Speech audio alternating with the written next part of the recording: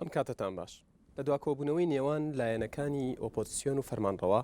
بە پێچەوانی ئەوەی چاوەڕێ دەکرا دوو پارتە فەرمانڕەواکەی کوردستان پرۆژەیەکیان ڕادستی سێ پارتە ئۆپۆزیسیۆنەکە کرد. بەمەش وەکو چاودێران دەڵێن جارێکی تر تۆپەکەیان خستۆتەوە گۆڕەپانی ئۆپۆزیسیۆن. لە ئێستاشدا ئۆپۆزیسیۆن سەرقاڵی تاوتێکردنی پرۆژەکەی ئەوانە و هەوڵ دەدات لە ئایندەیەکی نزیکدا وەڵامیان بداتەوە. بۆ قسەکردن لەسەر تەوەری ئەمڕۆمان میوانداری عەبدولستار مەجید ئەندامی مەکتەبی سیاسی کۆمەڵ و کۆمەڵی ئیسلامی کوردستان و ئەندامی وەفدی دانوستانکاری ئۆپۆزیسیۆنە. کاک عەبدولستار بەخێربێی. زۆر سپاس. بڵێ وەکو دەزانی لە دواکۆبوونەوەدا ئێوە چاوەڕێتان کرد کە لایەنەکانی بڵێن فەرمانڕەوە وەڵامتان بنەوە بەڵام لە بەرامبەردا ئەوان پرۆژەیەکیان ڕادستی ئەوە کرد. بەڵێ بسم الله الرحمن الرحیم. وەڵا بێگومان ئەو پرۆژێکی ئەوان بە ئێمەیاندا بۆ ئێمە شتێکی چاوەڕوان نەکرا بوو، چونکە ئێمە فعلا تەنها چاوەڕێ ئەومان دەکرد کە ئەوان وەڵامی پرۆژەکە ئێمە بە تەواوی و هەڵوێستی کۆتایان بە ئێمە بگێنن. لەگەڵ ئەوەدا کە دیارە لە پێشتریش کۆبنەوەیەکی پێشتریشمان بەڕاستی هەر بۆ ئەمە بەسەر تەعجیل کرد کە وەڵامی پرۆژەکە ئێمە بێنەوە. بەڵێ شتێکی چاوەڕوان نەکراو بوو، بەڵام ئێمە بەڕاستی کێشەمان نییە ئەگەر هاتە سەر ئەوە ئێمە هەفتەیەکیش تەرخام بکەین بۆ دیراسەکردن و تاوتێکردنی ئەو پرۆژەی ئەوان کە بە ئێمەیان داوە بۆ چاکسازی لە هەرێمی کوردستان. کە بێگومان دیارە دەکرا ئەوان ئەو پرۆژە و پرۆژەکانی ڕابردووشیان کە هەیان بووە چ بۆ جیاکردنەوەی حزب لە حکوومەت یا دەستێوەرنەدانی حزب لە کاروباری حکوومەت و کێشە بۆ دروست نەکردنی و چ لەبارەی چاکسازی لە هەرێمی کوردستان و چ لەبارەی زیادکردنی خزمەت گوزاریەکان بۆ هاوڵاتیان دەکرا بەڕاستی ئەمانە جێبەجێ بکەن، نەک ئێستا بە ئێمە بدەن ئێمە تاوتوێ بکەین و دواتریش لەسەر پرۆژێک ڕێ بکەوین. ئەوان وەکو دوو لایەنی هەرێمی کوردستان کە دیارە ئەمڕۆ حکوومەتیان پێکێناوە دەکرێت پرۆژەیان ببێ، بەڵام لەبەرەوەی بەڕاستی کە دەسەڵاتیان هەیە و حکوومەت بە هەموو دامە دەستگاکانیەوە و پەرلەمان بە زۆرینەیەوە و سەرۆکایەتی هەرێم ئەوان بەڕێوەی دەبن و ئەوان بڕیاری بۆ دەدەن و ئەوان ڕێنمایی دەکەن و ئەوان ئەگە کێشەی بۆ دروستکەن بۆ دروست دەکەن. بۆیە پێم وایە پێویستی نەدەکرد، بەڵام ئێمە کێشە لەسەر پرۆژەیەک دروست ناکەین کە بە ئێمەیاندا بەڵکو تاوتوێ دەکەین وەڵامیشان نەدەینەوە. بڵێ کاک عەبدولستار، هەندێک چاودێر دەڵێن پێشکەشکردنی پرۆژە لەلایەن دوو پارتەوە کە دەسەڵاتداری کوردستانن خۆی بۆ خۆی شتێکی کۆمیدیە. ئەمە ڕای هەندێک چاودێرە و دەشڵێن کە ئەمە گەمەیەکی سیاسی و تەنها کاتکوشتن و کات بەڕێکردنە، چونکە گەر دەسەڵات مەبەستی بۆیە چاکسازی بکات ئەو بەڵێنانەی لە کاتی هەڵبژارنەکان دادای جێبەجێ دەکرد. بەڵێ ئێمەش پێمان وایە ئەمە پێویستی نەدەکرد بەڕاستی، بەڵام ئەگەر بۆ بیان و بڕینیش بێ و بۆ ئەوە بێ کە ئەو خەڵکو زەماوەرە بە تایبەت ئەو خەڵکو زەماوەری کە ڕای لەگەڵ دەسەڵاتەوە یا دەنجی بە دەسەڵات داوە، ئێمە بۆ بڕینی ئەم بیانوە ئەتیادی بەڕاستی پرۆژەکەمان لەگەڵ ئەم سەرنجەکە باسم کرد، ینی بەلای ئێمە چاوەڕان نەکرا بوو و ڕەخنەشمان کرد بەڕاستی، چونکە کاتێکمان لە دەستوی ئێمە لەم ماوەیەدا، بەڵام ئەمەش هەر وەکو باسم کرد ناکەین بە کێشە بۆ بیان و بڕینیش بێ. ئێمە تۆەوەیە کە ئەمە نیەت پاکیە لەلایەن ئێوە کە ئێوە مەبەستانە بگەن ئەنجامێک. ئێمە مەبەستمانە کە بگەین بە ئەنجامێک یەک دوو. ئێمە کێشەمانی بەڕاستی هەر کەسێک هەر لایەنێک پرۆژێکی پێبێ بۆ چاکسازی بۆ چارەسەری کێشە بۆ ڕزگاربوون لەم قەیرانە، ئێمە زۆر بە سینەیەکی فراوانەوە لێ وەردەگرین و تاوتوێشی دەکەین و ئەگەر بە ئێمە بێت جێبەجێشی دەکەین. ئەوانش بەڕاستی بە هەماش لەم ڕوانگەوە لە هەمان کاتدا وەکو باسم کرد دیارە برەدەرانی پارتی یەکێتیش خەڵکو زەماوەرێکیان هەیە. ئەگەر ئێستا ئەم پرۆژەیە ڕەت بکرێتەوە کە بڵێن پێویستی نەدەکرێت ئەو پرۆژتان هەبێ، بەڕاستی ئێمەش بۆ خۆی کێشەیەکی دروست دەکرد نەخێر. ئێمە لەم قۆناغەدا پێویست ناکات کێشەیەکیش بۆ کێشەکانی کە هەمانە زیادی بکەین زۆر بە ئاسایی وەرمانگرتووە، زۆر بە ئاساییش و بە سروشتیش وەڵاممان ئامادە کردو و وەڵامیان دەدەینەوە. بڵێ بە قسەکردن لەسەر خاڵی هاوبەش و ناکۆ لە نێوان پرۆژەکەی ئێوە کە ئێوە خۆشتان دەڵێن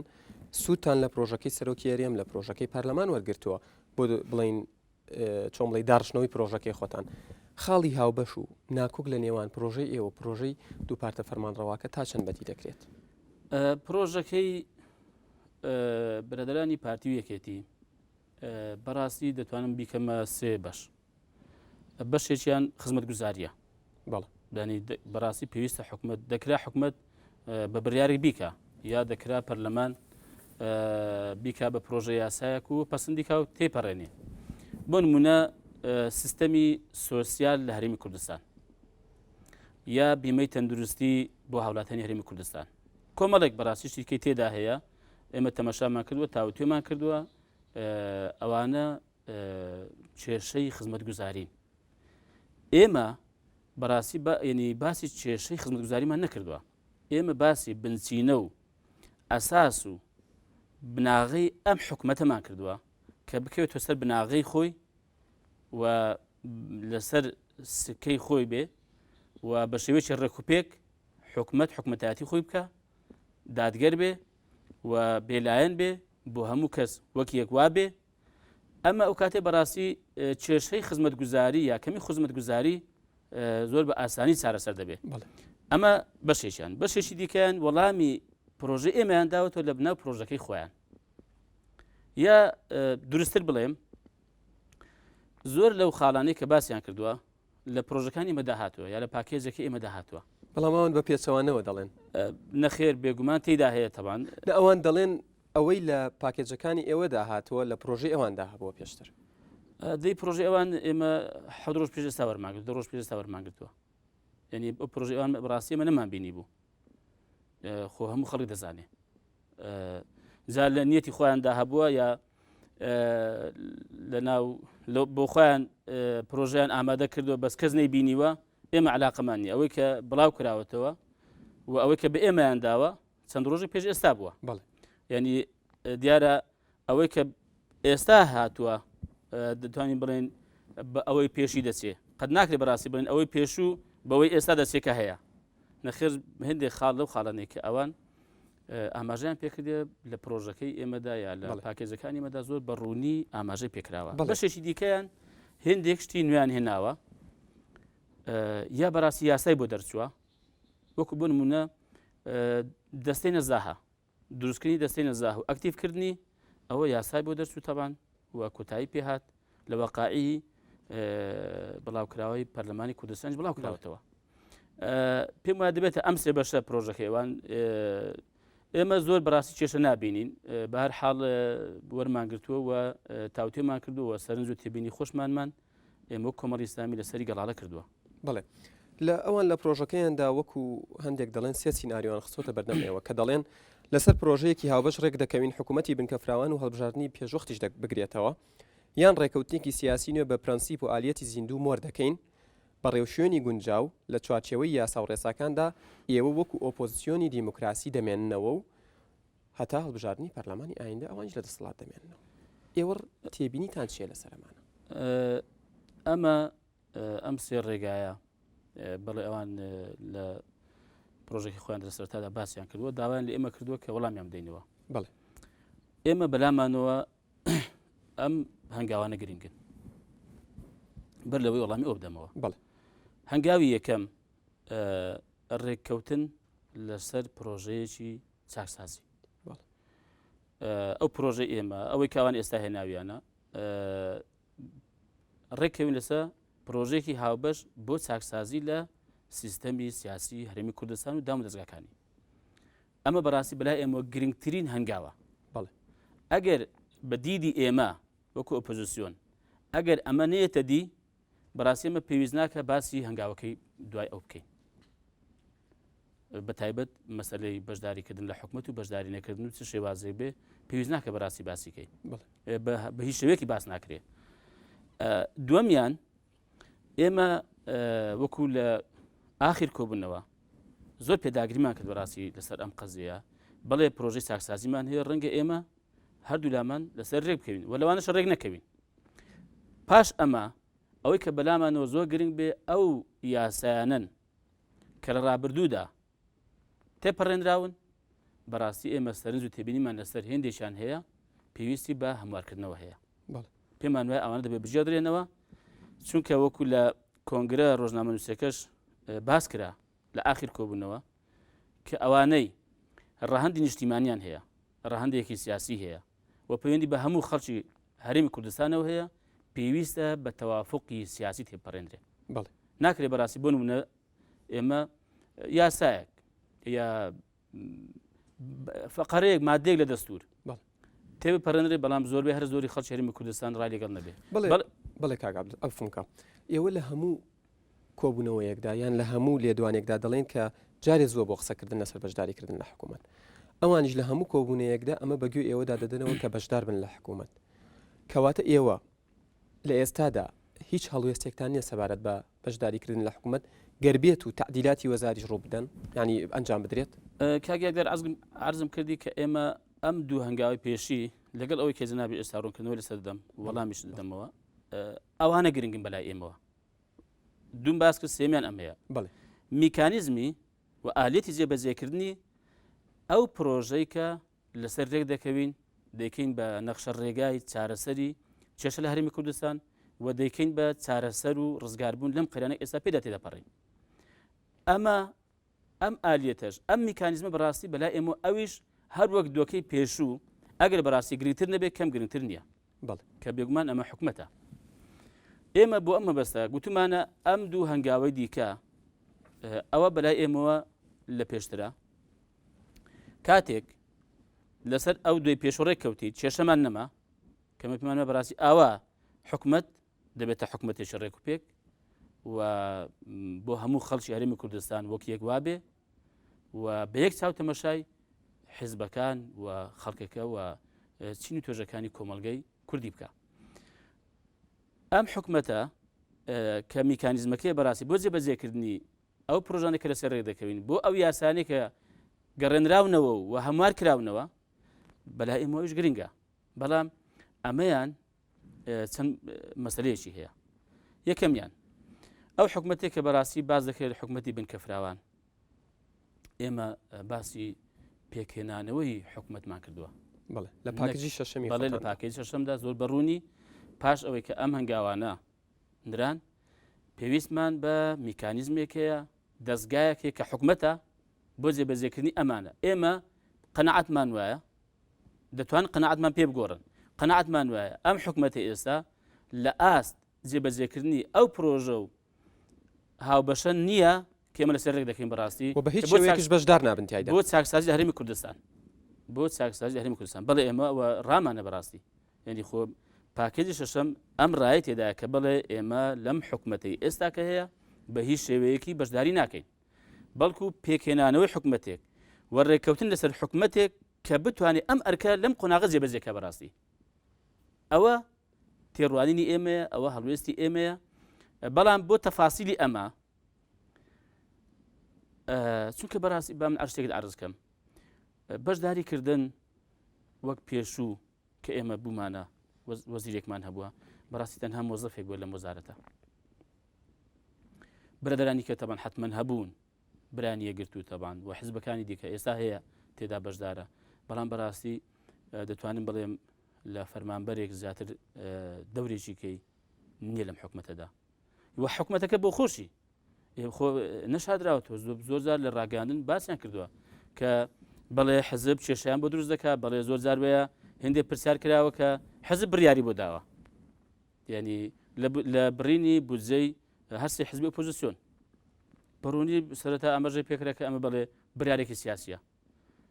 حکومەت دەبێت بڕیاری یاسایی بدا ڕێنمایی بدا یا دەبێت بڕیاری سیاسی بدا بڕیاری سیاسی چێ بۆ دەدا بڕیاری سیاسی حزبی سیاسی بۆ دەدا بۆیە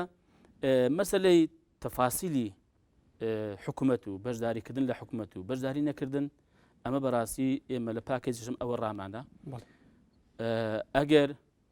ئەم دوو خاڵێتر جێبەجێ بوون ئەو کاتێ بەڕاستی زۆر ئاساییە ئۆپۆزیسیۆن چی دەوێت ئێمە دەمانوێت خزمەت بکرێت ئێمە دەمانوێت حکومەتێکی ڕێک پێک بێ ئێمە دەمانێت بەڕاستی ئەم حکومەتە دادگەر بێ ئەم حکومەتە چارەسەری کێشەی خەڵک و جەماوەرە بکات دەی باش ئەگەر پەچی لەسەر ئۆپۆزیسیۆن کرد پاش ئەوەی کە ئەم هەنگاوانە پێشونران ئۆپۆزیسیۆن بۆ بەشدار ناکە لەم حکومەتە ینی ئەی باشە بۆچی بەشداری انتخابات ما کردووە بۆچی ئێستا ئامادە سازی کاک عەبدولستار ئەفونکە لە کۆتاییدا ئێوە باستان لە هەڵۆشانەوەی حکوومەت کردووە ئەم حکوومەتی ئێستا بەڵام بە وشەی جیاوازتر لەو هەڵۆشانەوەی حکوومەت چونکە برادێکی خۆتانوتی ڕەنگە ئەوان حساسیەتیان بە هەڵۆشانەوەی حکوومەتە بێ بەڵام پێکێنانی حکوومەتێک بۆ جێبەجێکردنی کەواتە بەمانە ئەوە دیێکە ئەم حکوومەتی ئێستا دەست لە کار بکێشێتەوە. کاکە یادگار ئێمە ئەوە قەنەعەتی ئێمەیە دووبارەش دەبێتەوە پێمە تا ڕادەیەک با دەسەڵات بتوانێت قەنەعەت بە ئۆپۆزیسیۆن بێنێ بتوانێت قەنەعەت بە خەڵکی جەماوەر بێنێ ئەم حکوومەتەی ئێستا دەتوانێت ئەو چاکسازی و ئەو نەخشە ڕێگایکە ئێمە لەسەر ڕێک دەکەین جێبەجێ بکە ئێمە قەنەعەتمان نییە بەڕاستی و لە هەمان کاتدا شتێکیشمان نەگوتووە کە پێیان نەکرێ شتێکمان نەگوتووە کە سەیر بێ گوتومانە پێکەنانەوەی حکوومەت ئەی چۆنی پێک دەینەوە گوتومانە کاکە با ئێمە بین بەیەکەوە ئیتیفاق بکەین لەسەر حکوومەتێک کە ئەم پرۆژە جێبەجێ بکە دێ بەڕاستی پێم ینی مەجالێکی زۆر باش هێڵدراوەتەوە بۆ دەسەڵات کە ئەوش قسەی خۆی هەیە بەسەر حکوومەتەکە ینی هەروە چۆن ئەمن مادام داوام لێ دەکرێت کە ئێمە بین هاوکار بین و ئێمەش پشتگیری ئەم حکوومەتە بکەین و پشتگیری ئەم پرۆژانە بکەین و هاوکار بین لە جێبەجێکردنیدا بەڕاستی دەبێت ڕێگەشم هەبێ قسەم هەبێت لەسەر ئەو میکانیزمێکە دێ ئەم پرۆژان جێبەجێ بکە ئێمە نامانێت پرۆژە بدەین بە حکوومەت و پژێ بخرێ و دوای خەڵکیش بەڕاستی بڵێ کاکارێ ئۆپۆزیسیۆن ئێوە چیتان بە ئەو پرۆژانە کرد چیتان بە بەرنامە چاکسازی کرد کە ناوتان لێ هێناوە و ڕای شەقامتان پێبووە و بڕیار بکە شتێک بۆ شەقام کرد. بڵێ سەبارەت بە دەستوری هەرێم ئێوە داواتان کردو ئەم دەستورە بگەڕێتەوە بۆ پارلەمان ڕای ئەوان چی بۆ سەبارەت بەمە ئایا ئەوان بە ئیجابی وەڵامی ئێوەیان داوەتەوە گەر بە کورتی وەڵام بیتەوە کاکە یادگار سەبارەت بە دەستوری هەرێم و خەیری دەستوری هەرێم ئێمە بە تایبەتی باسی دەستوری هەرێم نەکراوە بەڵێ بە شێوەیەکی گشتی ئیتیفاقمان لەسەر ئەمە کردووە کە هەر یاسایەک هەر پرۆژەیەک تێپەڕێنرا بێ لە پەرلەمان و سەرۆکی هەرێم تێپەڕی بێ بەڕاستی ئێمە ئەگەر ئەوە پەیوەندی بە هەموو خەڵکەوە هەبێ ڕەهەندێکی نیشتیمانی هەبێ بە ڕەهەندێکی سیاسی هەبێ ئێمە بە پێویستی دەزانین ئەمانە بژێڕینەوە ناشڵێن یەکەیەکەی بەندەکانی بین بەسەریدا بچینەوە بەڵکو ئێمە ڕەنگە سەرنجمان تێبینیمان لەسەر دوو فەقەرە سێ فەقەرەی دوو مادەی دەستور هەبێ ئێمە داوای هەموار دەکەین لەم مادانەدا و ئێمە ڕەنگە دیاریشمان کرد بێ لای خۆمانەوە بۆیە ئێمە هەر دەستوری هەرێم نییە زۆر بەڕاستی پرۆژە یاسای دیکە کە تێپەڕێنراوە ئێمە ڕەنگە تێبینیمانە سەری هەبێ بۆیە ئێمە ینی کۆبوونەوەی پێنج قۆڵی ئیتیفاقمان لەسەر ئەمە کردووە کە ئەم بابەتانە پێویستە بژێڕێنەوە بە تەوافقی سیاسی هەمار بکرێ وەزارشکە تێپەڕێنرێتەوە. بڵێ کاگاو دەستار دوا پرسیارم سەبارەت بەو بەڵێنانەی کە لە کۆبوونەوەکانی پێشووتردا بە ئێوە دراون کە بڕیار بۆ بچێتە بواری جێبەجێکردنەوە تا چەند جێبەجێ کراون ئەم بەڵێنانە تا چەند ئیرادەیەکی جدی هەبووە بۆ ئەوەی ئێوەش سارد نەبنەوە و بڵێن هەنگاو بنێن بۆ ئەوەی زیاتر ڕێکەون لەسەر مەسەلەکان. کاک یادگار بەڕاستی ناشارینەوە ئەوە تاڕادەیەکی زۆر نیگەرانی لە ئێمە دروست کردووە و لە کۆبنەوەی کۆتاییشدا عەرزمان کردن زۆر بەدڵسۆزانە گوتومانە بەڕاستی ناکرێ ئێمە لێرە بەیەک و دابنیشین لەولاوە خەڵک بژیرێ خەڵک تەقی لێ بکرێ خەڵک نان بڕاو بکرێ و بودجەی هەرسە لای ئۆپۆزیسیۆن ڕابژیرێ یا ببردرێ ینی بە حەقەت ینی هەر شتێکی زۆر ناخۆشە ینی هەر بە هەموو عورفێک بە یاسا دەڵێ بودجەی حیزبەکان ئەگەر ئەوەی کە ئێستا بڕیویانە ئەگەر یاسایی بێ بەڕاستی ئەوە کە دەدێن بە پارتی و یەکەتی و حیزبەکانی کە نایاساییە ئەگەر ئەوەی کە دەدێن بەوان یاسایی بێ ئێستا بڕینی بودجەی ئێمە ڕاگرتنی ئەو حیزبانە کەویش پەیوەندی بە خەڵکێکی زۆرەوە هەیە نایاساییە بەڕاستی مەگوتمانم ینی لە ڕووی یاساییەوە لە ڕووی عرفەوە ینی کەی مەسەلەن ینی شتێکی گونجاوە شتێکی ڕێکوپێکە ئێمە بە یەک و دابنیشین چاکسازی بکەین کێشە چارەسەر بکەین بەڵام ینی هێندی کێشە هەیە کە پەیوەندی بە مەجلیسەوە چارەسەر نەبێ بۆیە ئێمە پێمان گوتن بەڕاستی ئەمە کاریگەری هەیە بۆ کۆبوونەوەکان حتا بۆ موعیدی کۆبوونەوەکان و حتا دوجاریش بەڕاستی بۆ ڕێکەوتنیش ینی پێمان وابوو دەبوو بەڕاستی هەنگاوی جددیتر لەم بارەوە بنرێ ئەم کێشانەی کە لەم قۆناغی ڕابردوودا هاتوونە پێشێ پێویست دەبوو کە دەسەڵات پێشی دەکرات چارەسەریان بکە هێندێ ئیجراعاتی نایاسایی کراوە ڕای بگرێ و چاشی بکاتەوە و هێندێک ئیزراعاتی یاسایی کە پێویستە هەنگای بوو بە بەڕاستی پێویست هەنگای بوو باوێ ئەنی هێندێکی پەیوەندی بۆ هەیە کە بکرێ هێندێکی پەیوەندی بۆەیە کە نابێ بکرێ. بەڵێ عەبدولستار مەجید ئەندامی مەکتەبی سیاسی کۆمەڵی ئیسلامی کوردستان سوپاس بۆ ئامادەبوونت لە ستۆدیۆی تاوتوێ. سوپاس بۆ بەڕێژتان سەرکەوتوو بن. بینەرانی ئازیز تاوتوێ ئەمڕۆمان تایبەت بوو بە ئایندە و ئاسۆی کۆبوونەوە پێنج قۆڵیەکان تا تاوتوێیەکی تر بەخواتان ئەسپێرم هەر شاد بن.